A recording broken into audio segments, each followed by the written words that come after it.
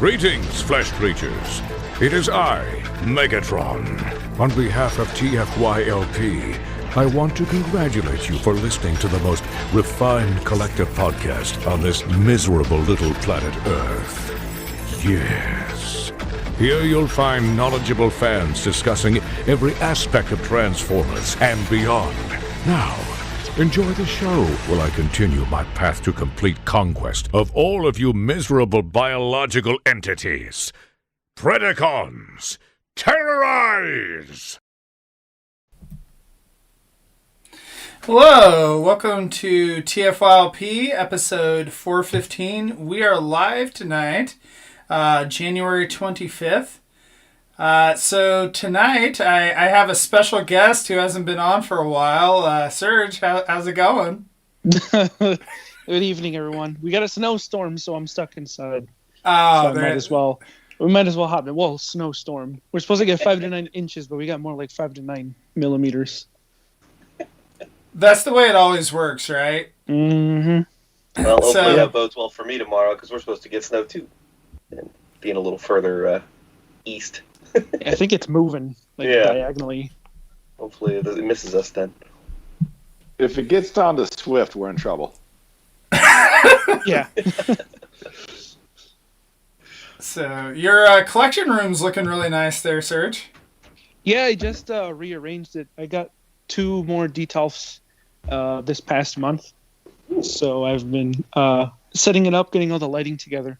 Now it's completely different than what I used to be. I started off with 2 and now I'm up to 5.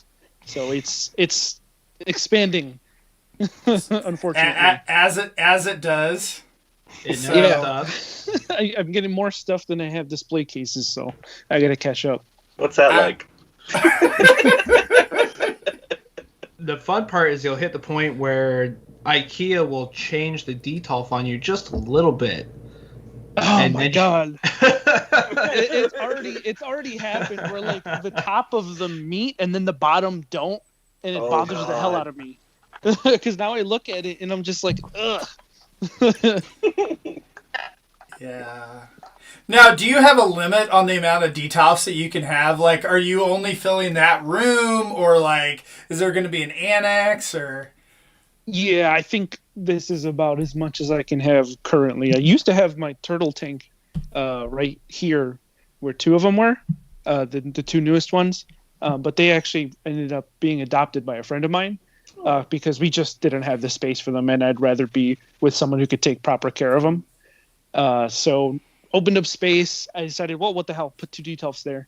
And then, yeah, that's about as far as I can go. Because right next to that is my brother's desk that he uses for his schoolwork, so I can't kick him out. Nah, get him out of there. But once Who June needs gets here, school? More toys. Yeah, exactly. And I mean, by the way, I'm hoping to move into my own place within the next couple of years. So I think capping myself is going to be better in the long run. I'm definitely going to thank myself in the future, not having to pay movers to haul even more shit. Moving detolfs suck. Yeah. I bought 2 of my first 2 were I bought used, and yeah, it was gut wrenching trying to get them home. It was about a 45-minute drive north from where I bought them, and yeah, it was not fun going over those bumps. And then we also have Nick. Hello. And Phil. good evening.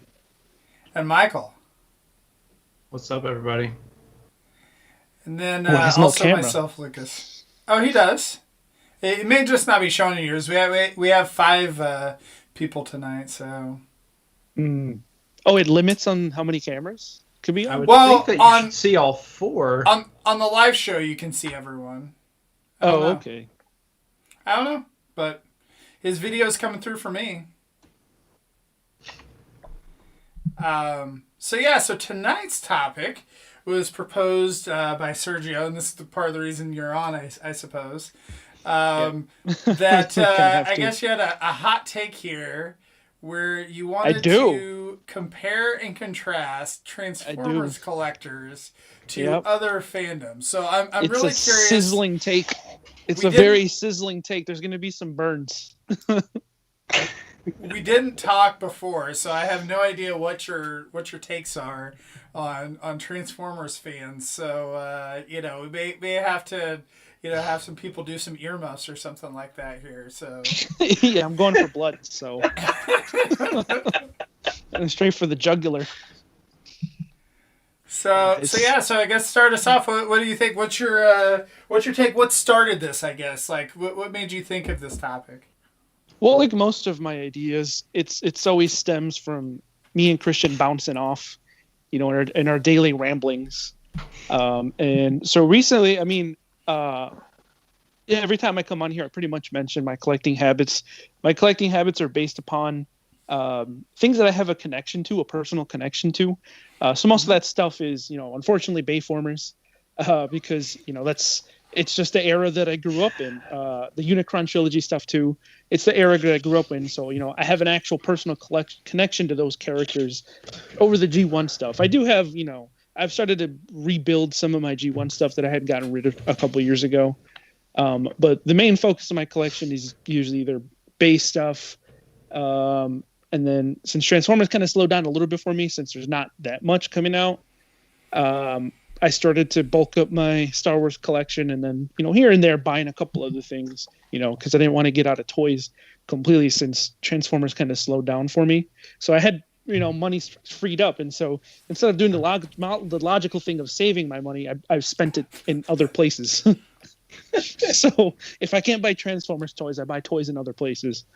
And but I've been doing that for a couple of years now. It's not like I just recently started doing other toy lines. I've been doing other toy lines previously, but it wasn't really until these last couple months where it became the priority over Transformers. Transformers was always the priority. It really wasn't until recently that Transformers kind of took the back burner for me, and I've been really heavily into these other lines. And so now that I'm a lot more heavily invested, instead of just poking my head inside the groups, I'm in those groups now every day now, interacting with other members, and I picked up a lot of things that I've noticed that are there's both good and bad differences, I guess, good and bad being subjective, between Transformers fans and fans from other toy lines. I've noticed overall, toy collectors overall, we share a lot of traits. We're always going to be very picky about our stuff. We're always going to complain about something. That's just, I think, with toy collectors as a whole. We're a very picky bunch. But one thing I always think is funny is because you have like collectors on various forms of social media and message boards and wherever it may be, right? But wherever you're at, you always talk about how the other places are cesspools, but wherever you hang out is not. Like, I'm like, oh, that's so weird, that. So. It happens all the time. You'll go on a Transformers page and they'll be like, it's the Joe guys that are the worst. You go to a Joe page and they're like, it's the Transformers guys that are the worst. And it's just like a back and forth of like, it's like, oh, you think this is bad. You should see how the Star Wars guys. You can go to the Star Wars guys. And like, you should see how these guys are. And so it's like just constantly finger pointing of like who was the worst, when it's like, it's like to make a actual answer reference. Is the Universe fans and pop collectors. They're the worst. I've never heard anything good about Hot Wheels fans. That too. Hot Wheels guys are crazy. Those guys are insane. But the treasure hole. Join like a trading card game group. Oh no. I mean, I heard that like because of the pandemic, a lot of the trading cards are like very bad now, because it's a lot of people who heard like, hey, you can make some money off of this. All of a sudden, everybody's buying these up at the stores. I've seen stories and videos of like the Pokemon cards, especially, where like people line up and then like almost fight each other over getting these armfuls of boxes from Walmart. And the same thing with the sports cards guys too. With the trading cards, the only time that I've really been heavy into them, when I was a kid, I was into Yu-Gi-Oh! Not so much anymore. And then the Transformers game, when it was actually, being supported, I was into it. But being as a collector of toys, I'm still interested in, like, every now and then I'll watch a YouTube video, on sports cards and stuff. I don't collect sports cards, but I always find it interesting to look at, how other collectors treat their stuff. And so I've heard a lot of stories of, like, especially the sports cards guys, right? It's just like, almost like a mafia with how like territorial these guys are, and it's just insane to me. that the pandemic honestly changed a lot in the scope of collecting in general. Yeah, the trading card game didn't seem to be really hot with the pandemic, though. That did not work out. Yeah, Well, except for the final set. That last set is going for like $300 a box now. Yeah. Really? Yeah. Probably because like didn't it everything get else canceled? is hitting like hardcore closeout, and I've been picking them up to try and just have one of each card because that's a thing that my brain has to do. Right. But That that final set, I don't know if it's because it's new enough that they haven't closed out what they have left, or it's new enough that they short printed it because pandemic and they didn't want to have overstock. I think that's probably what it is. I Because bet.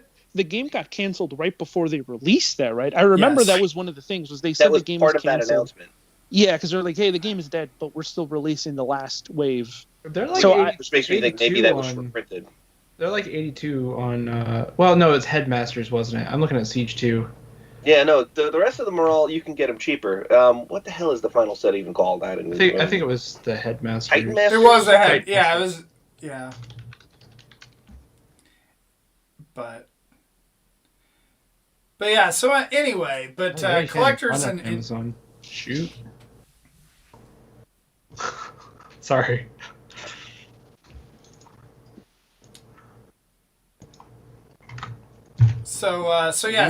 Collectors in general. So, I mean, and I guess like there's a lot of different types of collectors. So even as you're talking, Star Wars and Joe and whatever, or Marvels and whatnot, like you've got layers within that as well too. So I don't know if you're going to kind of compare and contrast, like say Marvel Legends collectors compared to Hot Toys collectors or whatever. Yeah, I don't think so much as a comparison. It's just like things I've noticed that like more like mannerisms and things that'll fly in the Transformers community but won't fly in other fandoms I've noticed. So like what's it's not so much, that? One example is like mint and sealed box collectors. In Transformers, it's usually like a really taboo thing, like if someone's a sealed box collector, they're definitely out there. But if you post your sealed box collection in any random Transformers group, I guarantee you over half the comments is going to be people like, why are they sealed? Open them up. They're toys or whatever. That has never ever been my experience ever. It's been I think it depends on the figures too. Like if you're talking the brand new figure that just came out that you could easily buy at Walmart, right? Like that compared to it's a G1, whatever, like Dead Man sealed in the box Optimus Prime, like right. Yeah, I think it's the nature of which piece we're talking about. Yeah, well, mostly speaking about modern collecting. Yeah. I think vintage collectors of any toy line are a completely different breed. Most of what I'm referencing is modern mainline collecting. What the guys that are going out to stores and getting what's out right now. Mm-hmm. I think vintage guys are a completely different pedestal. Those guys are their own league, and the whole the vintage game is crazy. But I mean, it's just what I've noticed personally. I think Transformers fans are more critical of sealed collectors because they kind of view them as like you're just in this for resale value, which some people are, but I've heard a lot of people who say that's just the way that they enjoy their collection. Well, I do feel like a lot of the other fandoms, like they make the box more of a presentation to where you can keep it like that and it's not an issue. Whereas like if you're collecting Masterpiece, like I mean, it's a box. Like you can't even see the figure inside. Yeah. So like I think that's the thing that's a little bit different with the fact that there's transformation and things like that involved. Like I do think that if all the Transformers were like the G1 where it had a nice presentation with the box and whatnot, like I know those reissues that are coming out, like for me, like I haven't opened up any of those because I like how it looks with the packaging and whatnot. Right. But like most of the newer stuff, I just open and toss the box. Yeah, and like I'm buying every friggin' line that they do. I'm buying the Rescue Bot stuff, the Cyberverse stuff, the Masterpiece, the mainline Generation stuff. So I'm not opening all of that. I'm only ever opening the Generation stuff. And then like all of the Rescue Bots are all sealed because like they don't They're not interesting to me. They're neat to look at, but they're all packaged in robot mode, and so I get what I need out of them right there. That's it. I'm done. And the reissues, I keep all the reissues sealed. But I think that I also guess it depends on the line.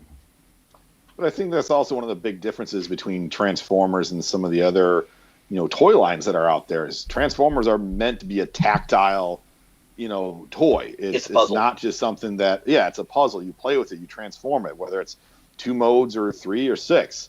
It's meant to be interacted with versus, a lot of other action figures. Just, you pose them and pray they don't fall on your shelf. True.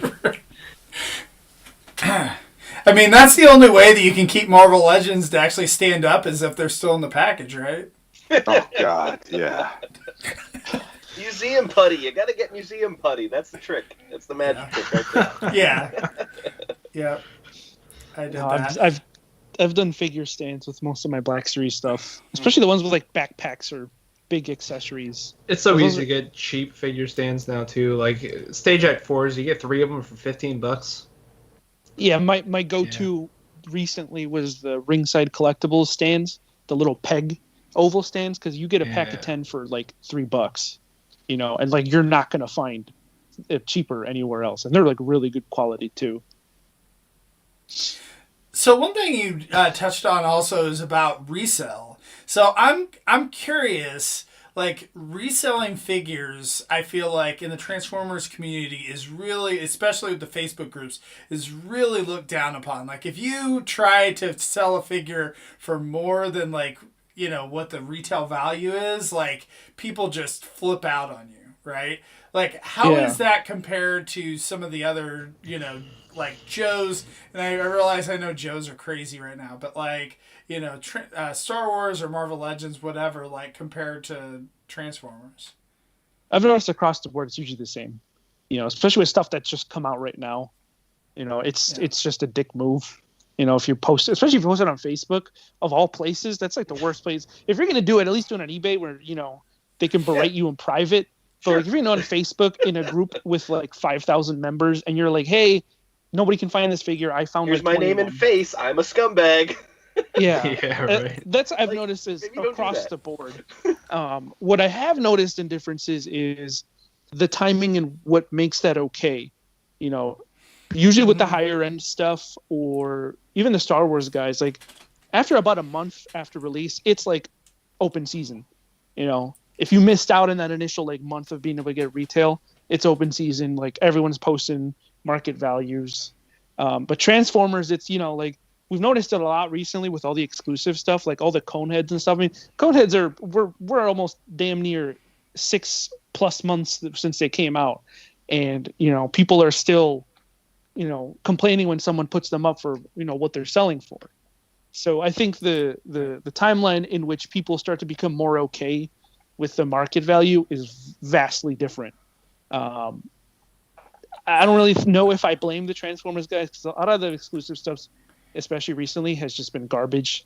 Amazon used to be really good with their exclusive stuff, and now it's been like a crapshoot if you're going to get some. I feel like part of that is the pandemic as well. Is that there's so much stuff online now that it's so hit or miss that it's just harder to secure some of those exclusives and whatnot. So I will say though is I do feel like sometimes posting on eBay is you're not always necessarily like you could still be the target of scorn in the Facebook groups. Like I remember there was some exclusive, this was like years ago at TFCon where whatever the exclusive was, I think it was that Mirage. I don't know if you remember that figure, the invisible. Yeah. Which one? The half clear one. The half clear one or whatever, Chicago. Right? One of the it was in Chicago. So anyway, like I got that. Like Sean and I both got that, right? And like Sean's like, dude, you wouldn't believe what these are going for on eBay, right? And so I'm like, okay, well, I guess if it's going for that much, I'm gonna go ahead and put mine. Like he decided to put his up, right? But he did it as an auction. I put mine as buy it now and put it as the cheapest one. Sold it like that. like shipped it from the show and whatever, right? Sean like didn't do that, and so people were screen capping his eBay listing and be like, "Can you believe this guy like selling it from the show?" But like no one noticed that I had already sold mine and shipped mine or whatever. So see that's so weird to me. It was never a problem with guys selling BotCon exclusives. Nobody ever got mad about that. It was just a thing you did. Yeah, I remember that. So why were people so mad about TFCon? That's weird. Because I think that one was a little bit. Yeah, I think it's weird with TFCon because like with BotCon stuff, you could at least kind of justify it because it's like if you live all the way across the country from where it's being held, like spending the money on the plane tickets, the tickets to the show, room. waiting, the hotel room, waiting in line, transportation to their food. Mm-hmm. Like in most cases, you're paying less than that to get the figure. If you just buy it up straight up on eBay. And a lot of TFCon stuff goes up online like right afterwards too. Yeah, most of the TFCon stuff has been relatively easy to get. There's been some that were like really tough to get, but I think the grand majority, if you went to the show, you were fine. And then even afterwards, like a couple handful of retailers would put them up. Right, but nowadays I think that especially MMC, like in order to mitigate people like me that were sold that figure at the show, like they're making it so that they sell it online. So I think you actually probably have an easier time if you just sit at home refreshing your browser than you do like in line at the show. Yeah. So, but yeah, so well, the two hottest takes that I have tonight, and what was that? These were the two hottest takes that made me want to come on here. We've talked about them in previous episodes. We've dabbled upon this. I've spoken to many people about these two hot takes, but these are the two most hottest burning takes that I have noticed. The first one is, I know it's going to upset a lot of people, because it's a topic that's been beat to death. And I've noticed with Transformers fans especially, no other fandom that I know of course, I'm not in all of them, but that I've dabbled in and experienced. No other fandom promotes buying bootlegs more than Transformers. It is what is wrong with these people? It just blows my mind that people they'll glorify it. They'll say, no other fandom, like you show off bootlegs in another fandom, like you get laughed at. It's like, hey, just get the real thing. But Transformers, it's like I have never seen it where like so many people advocate for getting the bootleg over the official. And a lot of people don't realize, especially what I kind of have a rule with that. Because a lot of the NPM stuff, usually the bootleg arguably does make them better. But what I do is I also buy the official because I know without the base official, we don't get these awesome bootlegs. And a lot of people don't understand, like, if nobody buys the base figure, your bootleg doesn't exist. I think part of that, Serge, is that if you look at bootlegs, like there was a dude in a local Facebook group that was showing off some bootleg Hot Toys that he had, and it was a bootleg KO Hot Toys Anakin from Revenge of the Sith, and that face looked all jacked up. That was not, Hayden Christensen's face. So if like you have a shelf of bootleg Hot Toys, they're not gonna look right. Like the bootleg Transformers, the KO Transformers, the one thing they got going for them is like if you've got a picture of toys on the shelf, it's harder to spot those. Especially the Hot Toys that's like a human face versus a helmet. Those things they don't get the sculpt right, they don't get the paint right, and it's easier to spot. There's like, yeah, dude, you're being a cheap ass and trying to buy a $100 toy and say, hey, look at my cool thing, when the real thing's like $200-$400. And you're going to get laughed at by that collector community then. Well, we have such a crazy establishment of like even the third party as an entity that I don't feel like most like one of the other sort of fandom I frequent a lot is the like kaiju collectors like Godzilla and stuff like that. And there's been a few lately of third party, but they're sort of still at that like garage kit level of third party. Like we have such an established third party just industry that produces basically equal quality toys at this point. Like it's hard to argue that they don't. And I don't think any other fandom really has that. So that's why when that translates over to KOs are pretty freaking close. Well, the other thing too is that some of these other properties are owned by Disney rather than Hasbro, and so like if you're talking Star Wars or Marvel and whatnot, right? Like they're probably more likely to go after the producers of those. I mean, I'm sure over in China they probably still make that stuff, but like again, you run into likeness rights issues where like the people that it's based on their face, they'll go after you. I have seen that happen in a couple of the custom head sculpt dealies get shut down by actors' agents or whatever. Yeah. So I never even thought about that either. So yeah, I mean, I feel like that's probably part of it is that there's just not the same market. And I mean, Hasbro does seem like they've went after knockoffs more recently. Like they had a couple of raids that they did with the Chinese government, but like for the most part, I mean, it was kind of like they didn't do anything about it for years, and so people are almost kind of like, oh, this is okay because like the company doesn't care and they're not doing anything about it. Let me back up a second. Do you think Peter Cullen went after Fred for that Dairy Con Peter Cullen Pretender toy? No. Well, and that's because it's cartoony, right? Right. I'm making a joke. That's when you look at things like when they make those reaction style figures, a lot of times they don't have to get likeness approval because it's so cartoony. Yeah. Mm-hmm. So it's a different animal. Unless they slap the actor's face on the packaging. Right. I think one of the things too that's different between like especially the Star Wars fandom and the Transformers fandom, at least in terms of the things that are being made, Hasbro was making, because you had a relatively small amount of material to pull the toys from, Hasbro was making every version of every Star Wars character. Like screen likeness, they were going deep into the comics and the all the I can't remember the term now. Expanded universe. Expanded universe. Thank you. They're going deep into the expanded universe. They had like all those 2-packs. So I mean, you were happy as a pig in slop getting all those Star Wars toys. You didn't have to go to a third-party entity. Right. Meanwhile, Hasbro was sitting here like, all right, we're going to make Transformers animated toys. We're not going to do anything. We're not going to do that much G1 stuff. It's going to be this really specifies aesthetic, and if you weren't happy about that, if you wanted a G1 Optimus Prime with modern articulation, you had to turn to a third party, and Hasbro has since obviously done a lot more of that.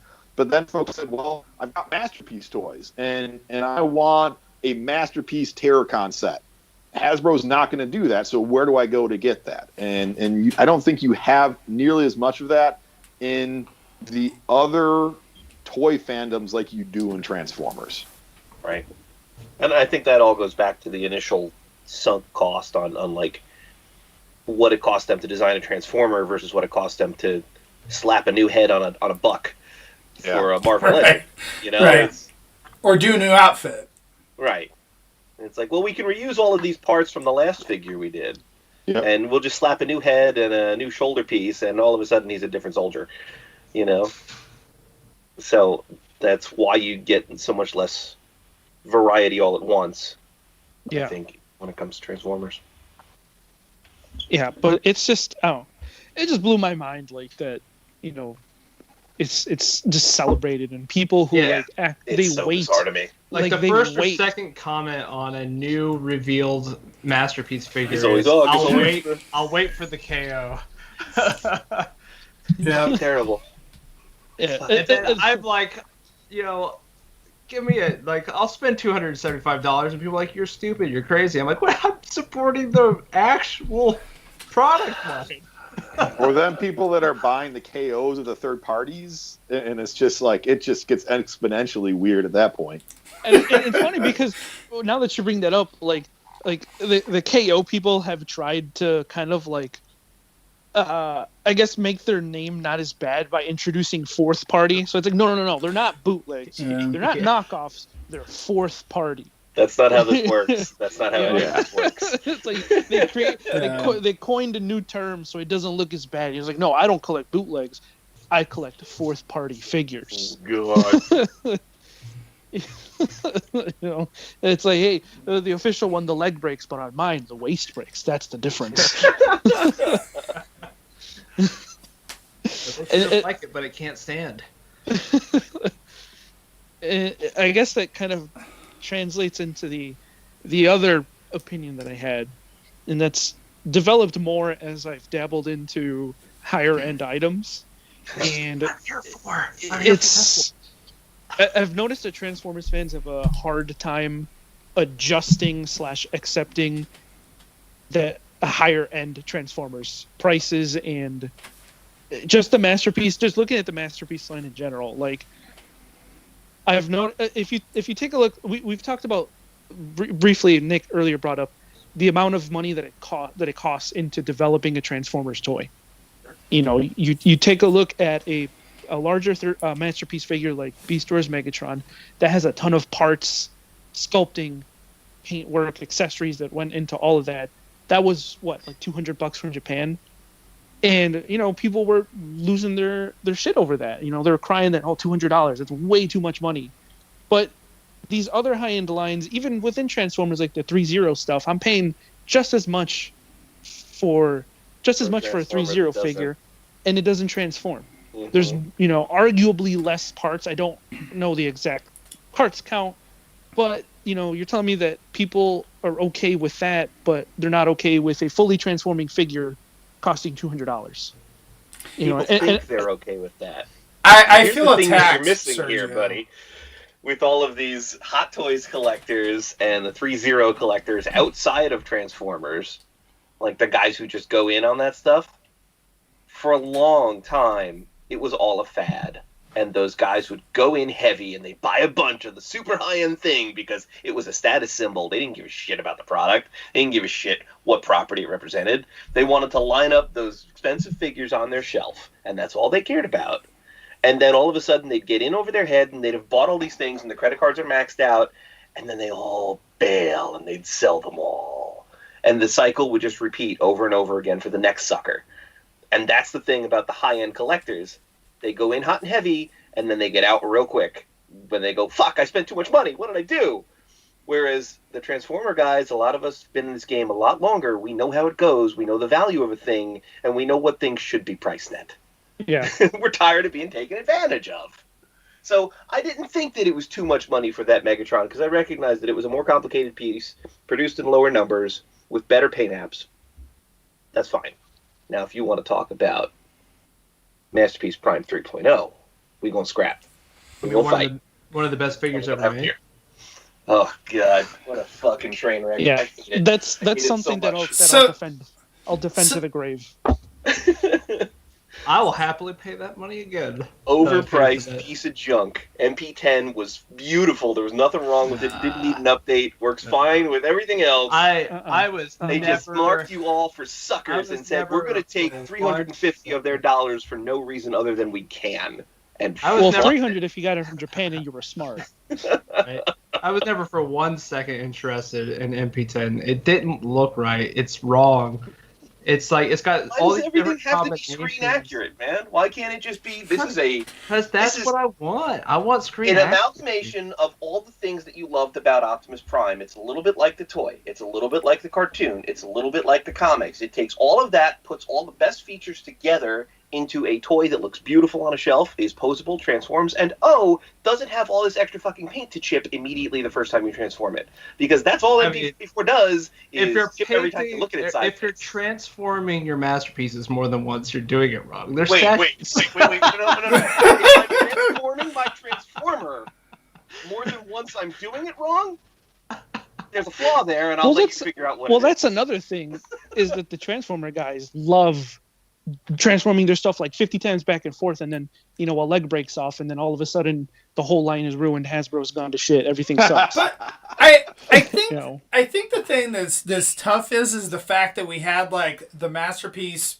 I don't know if you call it 1.0, 2.0, whatever. Like MP10 on, like we had a really long period of time where they made really good, high quality figures that were reasonably priced, and earned them an award. The Long Life Award. Do you think Hound deserves that Long Life Award? No.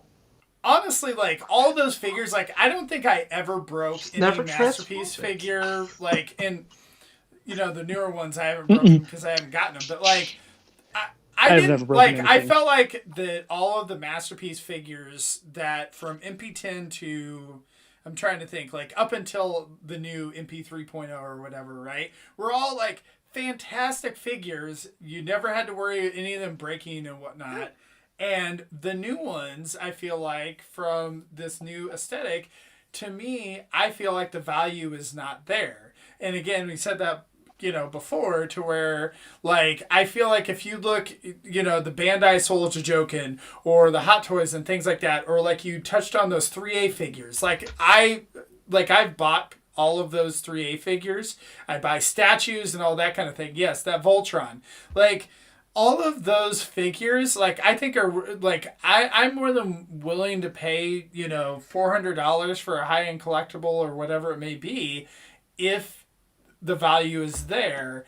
And the thing, like I said, that Nick doesn't like, I think that the Prime, honestly, is probably okay. Like, that Bumblebee is a hot pile of garbage. And the same thing with the Hound, where it breaks too easily. So, I mean, now again, like, you're gonna be charging me double what you used to charge me for these figures. You got to step up the quality, like in terms of the manufacturing quality. You can't drop off there. That's the most important part of the thing. It needs to work. But like, I think those Beast Wars toys are their own thing, though. Like, I think all of them are absolutely fantastic. I think the paintwork on all of them is great, and I think that they're worth every penny. Like, just I don't know, Michael. About Megatron's broken crotch. Where they all should have. That's a myth. No, it isn't. I don't think it. I don't know. It happened to Billy's right out of the box, man. Yeah, I can see where it would break, why it would break. That's very swirly plastic there. Here's the thing: is like everything in modern fandom has to be so absolute. It's like Hound came out and he had widespread issues, but so all of a sudden because we had one bad figure, everything sucks. Yeah, and that's across all fandoms. Fandoms are so absolute. It's like I've seen people, like earlier today, someone was talking about how like Brie Larson almost ruined the entire MCU, and I'm like, you disliked one movie, and then all of a sudden 10 years of movies is all ruined. Like, I don't know why people are just so absolute. You could say like I didn't like the last couple of masterpiece releases. That's fine, but then they start saying all of it sucks. Like they're all terrible. It's just so absolute and black and white. You either modern fandom, you either love it or you hate it, and there's no. But I think that's part Nick is obviously an extreme, but there's a lot of dudes who want to be like mini Nicks that like they want to have every MP, and at a price point of around $100-$150 per toy, they can kind of do that. And then Dinobot came out, and people were like, "Wait, what? How much does this dude cost?" And then they got exacerbated with Megatron and MP44, and people were just like, "Whoa! I don't know if I can get all this anymore." And so suddenly you had these completists who could kind of afford it, were just they were getting pissed. I think that's the thing that's a little different is that, like, say if you're a Voltron collector, you get that Soul Shogokan one and you're done. Or like if you're like, oh, I want to do Vehicle Voltron too, you get the two of them and you're pretty much done. Whereas like Transformers, like, I mean, there's a zillion characters, and so I think that obviously it's going to be a little bit. But let me pose this: what if you're a Soul of Shogokan collector? Because you're collecting all those things, and none of them are complaining about those things. They are buying all those up like they're honey, they don't care. I've always been sort of on, because I think Serge posted this somewhere, and I was the first one to respond, and I'm like, Transformers fans are spoiled, man. But I've always had this kind of this opinion. Yes. That we've had a very cheap hobby for a very long time. I'm like, for the longest time, this figure, a figure that was like this size, now they've gotten smaller, but a figure that was like this size cost us $30. This right here cost me $80. Okay, but look at the difference in quality between them. Yes, you absolutely get what you pay for in the $80 figure. That is true. Well, when they make Figma or SH Figuarts style Transformers. As soon as they started doing that, but they're like 17 or they're like 11 inches tall, right? Like something like MP44. Mm-hmm. Like my Solo Shogokan Gypsy Danger cost me $275. The articulation on that is borderline garbage. Is it? And it stands, it's just standing there as a statue. It's amazing. I love it. It looks pretty good. It's a great display piece, but I'm like comparing that to like MP44. MP44 is freaking a gymnast with articulation. Now I wouldn't transform it all the time. It's a bit of a it's a bit of a complex mess, but it's freaking fantastic. But here's where I'll come in with some of that comparison is I like NECA toys a lot. I really enjoy a lot of the NECA toy lines. I think what you get for the cost of a NECA toy is outstanding. If you look at the NECA Godzilla toys compared to the SH Figuart Godzilla toys, the SH Figuart toys are definitely better. Are they $70 better than a $30 NECA Godzilla figure? I don't know if I can justify that. Yes, they absolutely are. 100%. Many of them, I can tell you, they absolutely. I've never held one, so I can't say it. I've seen them in packages. Yeah. But the NECA toys are a lot of like the modern mainline stuff. I mean, obviously there's a gap. Like ones that I personally handled was Black Series versus the SH Figuarts Star Wars stuff. There's definitely a gap. The SH Figuarts stuff is awesome, but I mean, for $20, especially in the last couple months, you get some amazing Black Series figures for $20. Yeah. With some with especially now that they're doing the photo scan, the face scan head sculpts. I mean, they're rivaling and sometimes better than the $70, $50, whatever dollar SH figure. MSRP on those are usually in the $50 range. It's the secondary market where they get to be a little more expensive. But if you're pre-ordering, they're about $50. Yeah, but after about shipping, you're looking, usually 50, 60, sometimes 70, depending on the figure, and how much it comes with. Yeah, but I mean, it's and I think, like Phil was trying to say with the Godzilla stuff, it's a lot of an easier pill to swallow collecting a bunch of $30 Godzillas than it is collecting a bunch of $70 Godzillas. But I've noticed with the Transformers stuff, like modern Transformers especially, people like to equate size with cost.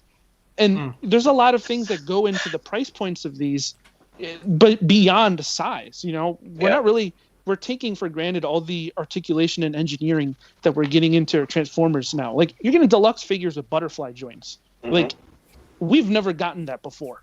Now you've got really posable $20 figures, fully transforming figures, where for the longest time, if you compare it to Marvel Legends are $20, come with maybe a couple accessories.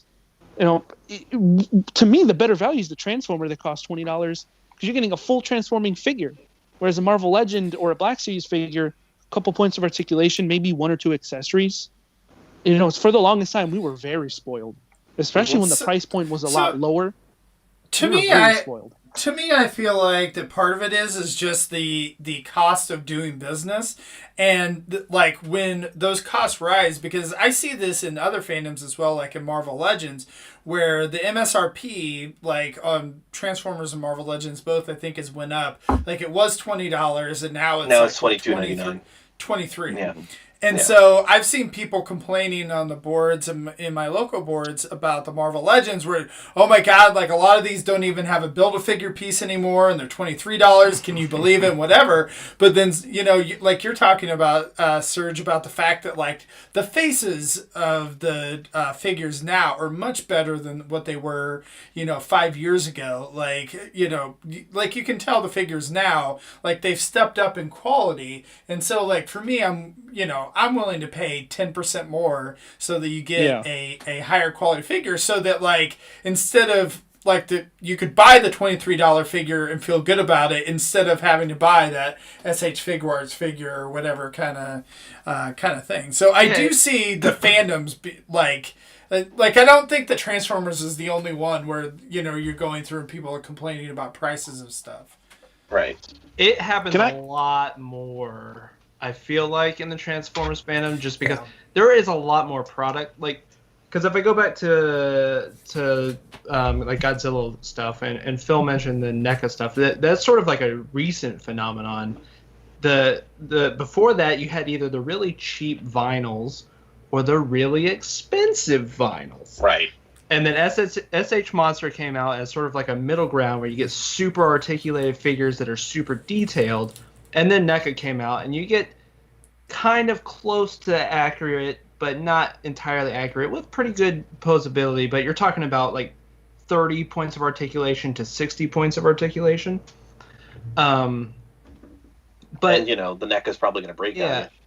Yeah, and a lot of the newer lines like the Marvel Legends and stuff like that, really all you're sacrificing nowadays is maybe nicer paint, a bit sharper sculpt, but really it's just you're sacrificing a few points of articulation. And they're still pretty good. Yeah.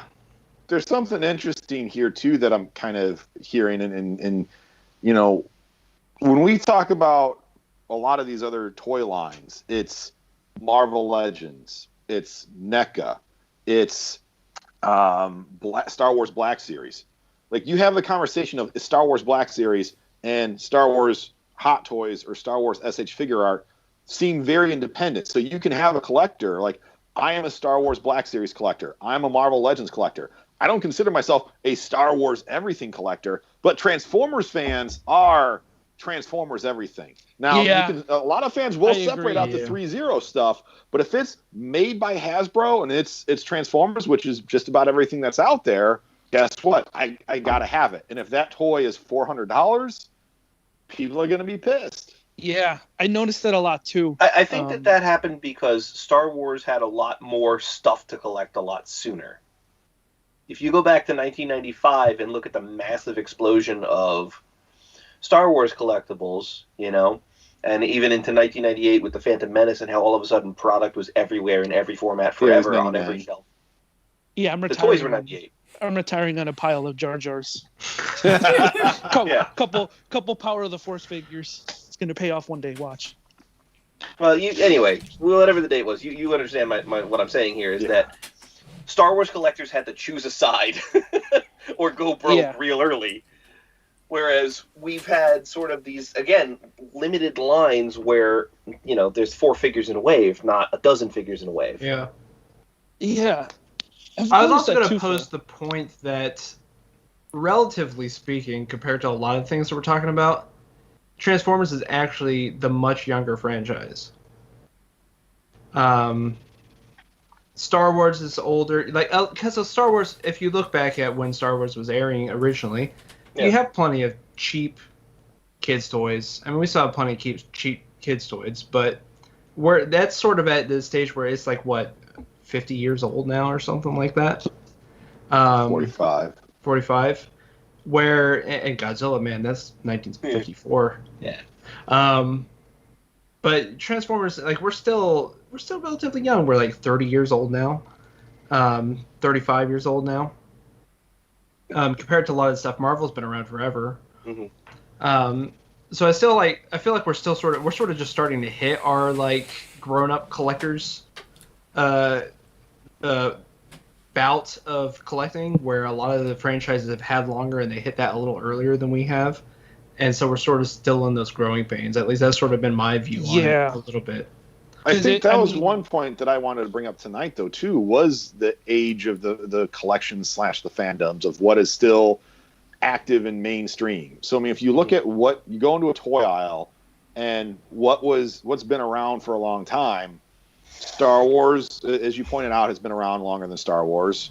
Star Wars has been around longer than Transformers. Mm-hmm. Lego has been around a lot longer than Transformers. Mm-hmm. But then, what else is there that's still on toy shelves today that has been around as long as Transformers, other than those 2 brands? And hasn't gone away, you mean? And hasn't gone away. Right. Or gone to the point where it's just purely niche collecting. I guess Hot Wheels would fall into that too. I would say Barbie. anything Marvel. I wouldn't say Marvel's been niche, around but forever. here's the difference where I would say it's different with Marvel, because Marvel, like, you had Toy Biz Collector, you had Toy Biz toys like back in the day, and those were fun. I had a bunch of them. I have no desire to go after those old Toy Biz toys now. Like, give me the newest Marvel Legends. Like, I have a desire to get some G1 Transformers. I have no desire to get 90s Toy Biz X-Men figures. That's true. You know, I'm sure there is a market for that, but I was doing that for a while. There is. What's that? Yeah. I was doing that for a while. I was going buying back and them getting all old carded. Toy Biz? Yeah, I was trying to get a full set carded, and then at some point I was like, okay, time to focus more on the robots, and I sold them all off. Yeah. Yeah, But I think it's cool that you brought that up, because I know a lot of the stuff we've been talking about seems all negative, like we're just ragging on our own our own guys, but it's true. What like Phil said, you know, one thing that I did notice, you go into Transformers group and someone posts their collection, very often Transformers guys are just Transformers, whereas other guys will collect. Like Phil collects Marvel, Star Wars, pretty much a bunch of stuff that he likes. Dino Riders. it hurts. Everything. But it's Did a you good get that point new Dino Rider set, Phil? Did you No, purchase another I one? hate that thing. It's ugly. It's horrible. Get that away from me. But the last point that he brought up, which is a huge positive that I love about Transformers, is that rich history of toy lines. I still want to go back and buy toys from 20 years ago because it's still interesting to me. You know, they still have some charm to them. Whereas, you know, how, like Phil said, how many guys are clamoring over going back and buying all of the Toy Biz Marvel stuff? How many guys are clamoring over, I need to get all the Power of the Force carded figures? You know, it's... Well, okay, but know. but the lack of drive to buy Power of the Force comes from how, like, overproduced they were. To be fair, that is, like, the definition of oversaturating your market. You know? The Power of the Force, the Episode 1... Everything basically up until right after Attack of the Clones, and even Revenge of the Sith had some of it. It was all just way overproduced. So, but I think if you go to like a big convention, and Nick, you obviously go to a crap ton of big major conventions, what you see out there of what people are demanding are the new things from Marvel Legends, the new things from Black Series. Right. They're not necessarily demanding the older toys. They might want an older Black Series toy, but Hasbro's been re-releasing those. Right. They're not after Power of the Force Transformer. I'm sorry, Power of the Force Star Wars. Power of toys. the Transformers. Yeah, Power of the Transformers. There we They're go. like, That'll be wow, I didn't hear It that was line. called- When's that coming out? It was called the All Spark Power or whatever it was from Target. They painted them blue. But yeah, I mean, you know, if there is, you know, Marvel Legends is doing a lot of 90s toys right now, and it's like they're doing figures today of characters that came out from Toy Biz back in the 90s, but they're like way better, and I have no desire, like sitting here right over here, I got my Marvel Legends Sunspot. I had the Toy Biz version of this guy as a kid. I have no desire to get that Toy Biz version, but I, you know, sure as heck love this 90s That's like version. NECA has 90s done custom. like NECA's done like the Kenner stuff for the Alien line. Yes. Yeah. Yeah. And I think that's where this is a thing you see a lot more of in other lines, is that people only want the latest and best example. They don't want necessarily the old one for the nostalgia. Oh, but the new one is so much better. And we don't always see that so much in Transformers. We see it some, especially like when there's a new Black Arachnia toy, there's a big rush to sell off their Legends Black Arachnia all of a sudden, you know? But then in 6 months to a year, there will still be a market for that Legends Black Arachnia. Someone will buy it for... Well, and do you think it comes back down to the point that was brought up earlier, is the interactivity is built so much into Transformers as opposed to the other series where... really, it doesn't benefit you to have the Clayface, Black Widow from 10 years ago because you have the really nice one now. Right. Whereas, you know, you can still have fun. You can pick up a G1 Optimus Prime and transform it. You can still have a little bit of fun. It's like a nice interactive. It's like it's a stress toy, almost. like. Whereas, It's a who fidget cares? spinner. Yeah, who cares about the melted faced figures from like Marvel lines in the 90s? No one. Now, if you're going to talk about a classic Marvel toy, you look at the value on like a Captain Action Marvel toy. That's a horse of a different feather. And I think that's the equivalent of a G1 Optimus Prime there. It may not be a great toy, but it's the first. So, Nick, you do this for a living. I do. So I'm curious to know, you've got your platform, you got your soapbox. I want to hear your, pet peeves, things you've noticed between different collectors. I want to hear what annoys you. I want to hear what you've noticed. Are you trying to get me to shit talk my clientele? Because that's I want you to go out of business. But I'm curious because I think I don't want to speak for everyone, but I think out of all of us, you've had the most exposure to all these different types of grievances was December 23rd. Festivus already happened. Well, even if it's not negative, so let me make sure I've got this right. Are there fandom specific complaints that I have? Is that the question? You don't gotta complain if you don't want to, but just differences that you've noticed. Like I said, like habits that like we've already went over. Transformers guys love to get older stuff, not so much in other lines because there's really no need to. You want the latest and greatest. So it doesn't have to be negative. I was more just half joking in that way. But any other types of like maybe stuff that we haven't touched upon, like any other kind of quirks and mannerisms that we do that others don't, or vice versa. This might get me strung up, but there's a lot more of, depending on the fandom, I find in general, the Transformers fandom is very open and accepting of everybody in the fandom. And everybody welcomes everybody with open arms. Unless it's Beast Wars. You all suck. Quiet, Truck, you. not monkey. But I mean, in terms of like, look at the large percentage of female collectors in Transformers, largely because of the IDW comics. Mm-hmm. And if you go and you look at something that is more traditionally manly man, like He-Man or G.I. Joe, I find that there are some very toxic parts to those fandoms. And they are just unwilling to let anything ever be different or try something new or grow or change or adapt. And you need look no further than the way the He-Man fandom treated She-Ra,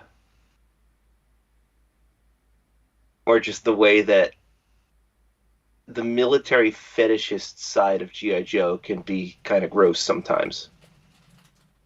And again, that might get me strung up for saying, but there's a marked difference in the way that those two fandoms behave compared to... Wait, so people who are fans of a dude wearing only a loincloth are not accepting of other people? I mean, you would think that wouldn't be the case, but here we are. Yeah, I do agree with that wholeheartedly.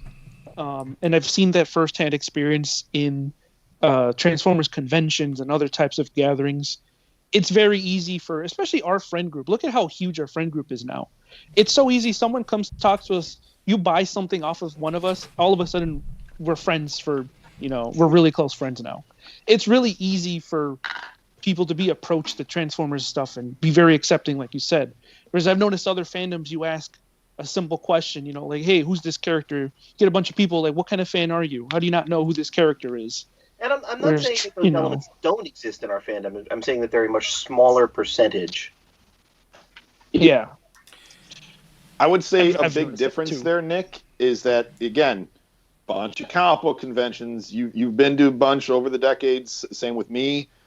The fans at comic book conventions have gotten a lot more diverse. And what you have, I think, is with these properties that are continually putting out new mainstream, content, Transformers, the Bayverse movies, obviously all the Marvel movies, Ninja Turtles, Star Wars, you have those newer versions of the properties that are going after diverse audiences. Because the company's like, why should we only sell this to the 50% of the population that has a certain type of genitalia? And so that opens the doors to everyone. When you have these properties that haven't had anything new. I mean, G.I. Joe's had a couple movies, but, He-Man hasn't had anything really new. You basically have the same dudes who were buying this back in the 80s who are saying, this is my club, you can't come in. But that She-Ra cartoon was one of the best things to come out in the last couple of years, and the fact that so many people won't even give it a second look. You're missing out, guys. It's real solid. The one thing I'll say though is on that cartoon at all? Here's what they did for She-Ra toys that drives me fucking crazy. Okay, they did the god awful Target dolls, and I get that they were dolls and they had an audience, and God bless. And they were doing Motuks at the time. They were still happening through Super 7. They could have done them, or they could have pulled it back and done it themselves over at Mattel. But instead, they did 2 5 points of articulation, convention exclusive, not quite action figures of Catra and She-Ra, and that was it. And you can't get them in their $1 million. And if they had done Motuk style She-Ra, I probably would have bought them. And I don't buy things that aren't Transformers anymore. So one thing I'll say though too is Star Wars fans, I feel like have not been quite as accepting as Transformers fans, and that's a property that is more diverse. I do think comics and whatnot too have always kind of been diverse, and usually their conventions cater to a lot of different people and whatnot, a diverse group. But Star Wars, I know there's been a lot of hate, go on with some of the things that they've done. I didn't include Star Wars in that, those other two there, because that's a vocal minority. Yeah. It's a lot of guys who are real loud about the stuff they hate. Yeah. But there are many, many more people who just, hey man, I like Star Wars. Yeah. And I don't care. If I didn't like this movie, that's okay. I still have the video game, or I still have the comic book, or the other. So see, I think that's why I wonder. Those guys are over there. if some of the social media, amplifies some of this type of thing, and I think that because you see some of this on Twitter, but then to me, I feel like that Transformers, on various social media platforms, you have a lot of people that are like, "Hey, that's not okay." I think that might be the difference is that and maybe I'm 100% wrong about this, but I feel like a lot of us are advocates, on you have the whole, group in Twitter or whatnot. But then you also have people on Facebook where, someone post something like that that's that's over the line that might be racist or misogynistic or whatever, and people are like, hey dude, that doesn't fly here, go post that somewhere else, not here. So and I don't know, again, like you said, I don't know, Sergio, of the other groups that you've been in, if you see that as much with some of those. I think it's just like Nick said, the vocal minorities, if one guy speaks up and opens the door, then those who kind of lurk will start to, add fuel to the fire. Right. I've noticed mostly it's just, like I said earlier, but the fandom nowadays, not just Transformers fandom, but fandoms in general, are so black and white, where you either hate it or you either love something. And, but the people who are in the more middle ground are always the ones that don't really comment or post on these groups. It's, Right. I'm not trying to say that everybody that posts in these groups are, an extremist, that they hate it or they love something. Well, I mean, but it's just, I think that goes back to just human behavior in general, is that you're more likely to speak up and complain about a thing than say, oh, I loved it, it was great. Just because if you loved it, it was great, you keep that to yourself and you have your enjoyment and you take it to home. But if you're pissed off, we've all hit tell everybody how pissed off you are. We've all hit the 1 star on things because it was bad, and then never rated it because it was good. Yeah. Right. Yeah, I know. I think the most recent thing that has bothered me with Transformers, with the whole thing with the really juvenile jokes with MPRC, I'm just getting tired of reading them. Yeah. It's just there was a whole figure that came out of that insanity. That Nicey is just... She was announced first. She was announced first, and she's a fairly good figure. I have it right here on my. I also have the MP. It's also a fantastic figure. He's like, I keep them together. I've seen multiple people discuss a Niceon Oof, and they all have glowing things to say about it as a toy. I have to say that was Anna's. The articulation is very nice, but like when they start to sculpt anatomical details into things, you gotta draw a line, man. I mean, to me, that toy borderlines. I think, Swift, to your point, when we did that toy, when you talked about that toy on Oof, it was the idea of like if you compare that to an anime figure, it's in line with an anime figure. Sure. I think Nicey was made for a very specific audience, and it did not hide that. But the third party boob set for RC for the third party toy, that was too much. Come on. I don't know who's buying that, but if you buy it, have fun with it. No, don't. Please don't. Tell me. I don't want to know. Pretend you're never. It's not my scene. What you do in the privacy of your home is your business. I won't judge. You don't need to tell me about it. I can live my life without having that pictured in my head. I think one of the things, too, when it comes to the different fandoms is the fandoms that have gotten some sort of rejuvenation or whatnot in the modern times, especially when it's been in the movie theaters. So I think that's the difference between just a Netflix show and in the movie theaters, is that you have something that's made for a big, wide audience, and people, just are almost more forced to accept it, or you get some of the Star Wars minorities that start to complain a lot. But I think, and Serge, I've talked to you about this, is the difference in our age is significant, to the point that at one convention I posed as your uncle to get you a drink at a bar afterwards. That's a story for another day. Plead the fifth on that one. But, I've talked to you about the fact that, growing up, like in the 80s, like not so much in the 80s. In the 80s, I was young enough where this was okay to collect these things. In the 90s, if you were still collecting this stuff, it was like, what the heck's wrong with you? And so I think what you had a lot of collectors that built these casks that said, like, I need to defend myself. I need to protect not just myself, but my hobby and my fandom. Yeah. And so when someone new comes in, it's just like, you didn't have to go through the trenches like I did of getting made fun of. So therefore you're not as worthy of this fandom as I am. Yeah. And when you've got all the things. Yeah, but with the Marvel movies, the Star Wars movies, and then the Transformers movies, you were just forced to like take in this deluge of people or become a cantankerous old fool. And there's cantankerous old fools in all the fandoms, but it's harder to be that way with some of these other entities that have had the doors kicked open due to massive multimedia expansions. You sort of bring up I think that's like, you bring up a good point with like, to sort of trail on that is, I think it was really in the 2000s that it was sort of one, movies, and two, kind of video games that sort of suddenly made being a nerd okay.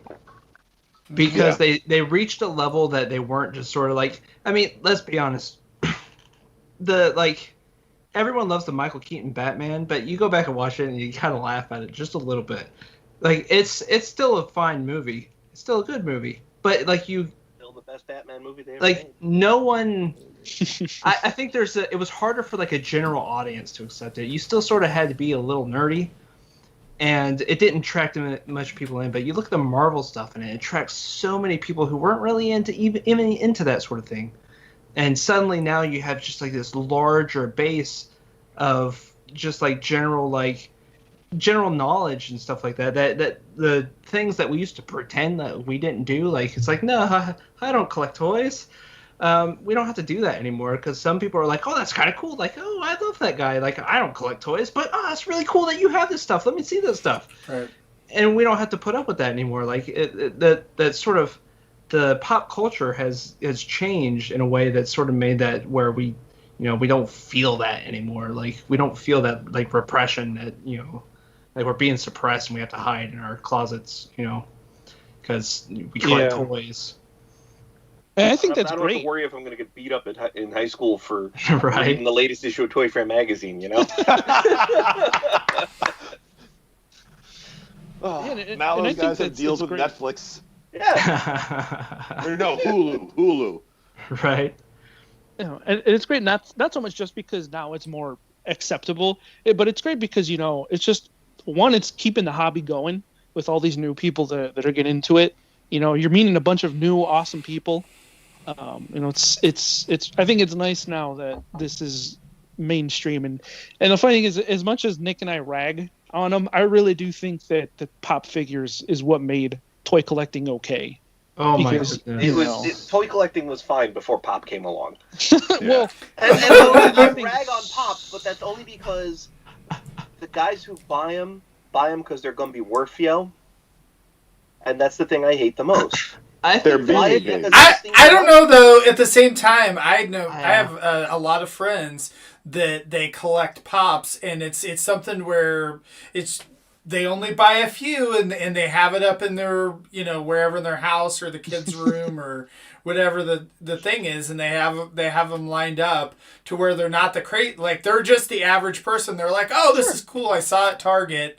Like I bought these, or I went to Comic-Con and that was the thing I got was the $10, $20 Pop. I bought the entire set of Steven Universe Pops because there's no other merchandise. That's all there is. So that's partly why I own like the Firefly Pops, because I'm like, there's so little Firefly merchandise. Even though they never finished the goddamn set. Right. Just like the show. Same thing that happened with the QMX statues. 7 stuff. Sons of bitches. Right? Yeah. But yeah, I mean, when it comes to Pops, like I know a lot of people who have like, they do that thing where they build up their walls are now this much thicker because it's lined with Pops, who like don't even care about the value. Like it seems to be, it's like transcended the Beanie Babies at this point, because I think there's a lot of people who collect. There are definitely a lot of people who still collect it for that stupid value, but there are a lot of people who just collect it because they just. It's like a gateway drug to collecting toys. Like they didn't know that they wanted to do it, but then they saw these Pop figures, and now they have like their walls are lined with them. So to a degree, I sort of agree that Pop is such a weird entity. Like it's lasted for so much longer than I ever thought. I don't get it. I collect toys. I don't get it. I have some. I still don't get it. But like it's cool. Like people are out there collecting toys that I never thought would collect toys, and that's cool. Yeah, and, I admit I get resentful going to Comic-Cons these days. Yeah. Part of me does get resentful going to Comic-Cons these days and just seeing like all the vendors with Pops and just like yeah. My biggest pet peeve with Pops is every time a new collectible store, it's like, hey, we're a brand new collectible store in the area. Come check us out. You check them out, and it's like half of the room is Power of the Force, half of the room is Pops. It's like, great, more Power of the Force, more common Pops, just what I needed. That's my pet peeve. But one thing I noticed as you're walking in, there's a guy like walking in with his 90s Spawn toys. Like, yeah, can I sell these? Hey, I found these in my basement. That's another one because it's gonna be mad worth, yo. And it was never about. I really like Spawn. I really like the character. I'm buying these toys because I find them all fascinating. It's like, no, I'm gonna get rich on these. It's like, no, you're not. No, you're fucking not. Stop. Yeah, that's all the people that think they're going to get rich on them is what causes them to not do that. Yes. The Beanie Baby crash in the 90s. Mm-hmm. Yeah. The Star Wars Power of the Force hoarding. It's the same thing. Or sports cards, baseball cards back in the 90s too. I have every single Topps baseball card set from 1982 to 1994. And the strike happened and I stopped buying baseball cards. But like, they're all fucking worthless now. Nobody 100%. cares. What do I got? I got Cal Ripken Jr.'s rookie card. It's the only thing that's worth anything. Retire off of that thing. Yeah, I've got so many. I spent so much money on Marvel cards in the 90s that is just. You can't even wipe your ass with that stuff. You can't even use your toilet paper. You might get $20 for the set of holograms, maybe. Yeah, there you go. What? Being one of the younger cast members, one thing that I've noticed around my age group and younger, what's really popular right now. Wait, they come younger than you? Apparently, I've noticed I've noticed Lego Star Wars, man. Legos in general. I mean, Legos have always been timeless, but I've noticed a lot of people around my age and younger are getting heavy into Legos. Like heavy, like Michael said, where their rooms are lined with pops. I see people with tons of the Lego You're what, sets. 25? I turned 25 this year. 25. I feel like I have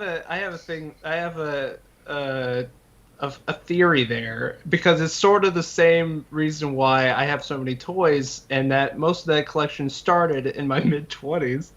It's because I had money. And working in a comic shop, I can tell you that is exactly the thing that happens. Is you hit your mid-20s, and all of a sudden you have money, and then the stuff that was great when you were 8 is the stuff you want to collect again. I mean, I was 8 is the magic number.